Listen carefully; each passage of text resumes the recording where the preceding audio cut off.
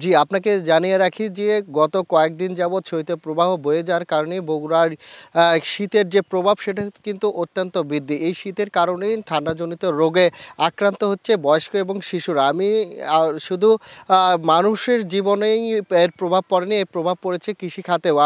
এখন বগুড়ায় চলছে আলু মৌসুম। এই আলু মৌসুমে এই শীতের কারণে কিন্তু বিভিন্ন রোগবালাই আলুর সৃষ্টি হয়েছে। আমরা রয়েছি একটা কৃষি জমিতে, আমার পাশে রয়েছেন একজন কৃষক। আমরা জানতে চাবো যে এই শীতের মৌসুমে তাদের এই আলুর কি ধরনের রোগবালাই সৃষ্টি হচ্ছে এবং কৃষি অফিস থেকে কোনো পরামর্শ পেয়েছেন কিনা, বা আপনারা কি ধরনের রোগবালাই নাশক ব্যবহার করছেন।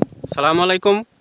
আমাদের বিশেষ করে কয়েকদিন শৈত্যপ্রবাহ হওয়ার কারণে আলুর বিভিন্ন প্রকারের মরক রোগ, পর্যাপ্ত পরিমাণে মরক দেখা দিছে।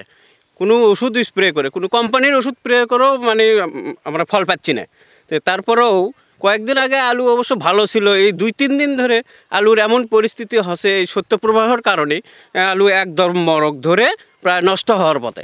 এই জায়গাত আমরা কৃষি পরামর্শ খুব একটা পাইনি, এবং যে সমস্ত কোম্পানি আমরা এই ওষুধ ভাঙিচ্ছি এই সমস্ত কোম্পানিও খুব একটা ওষুধ ভালো দিচ্ছে না মনে হয়। এই কারণেই বেশিরভাগ আমাদের আলুত মরক দেখা দিছে আর কি।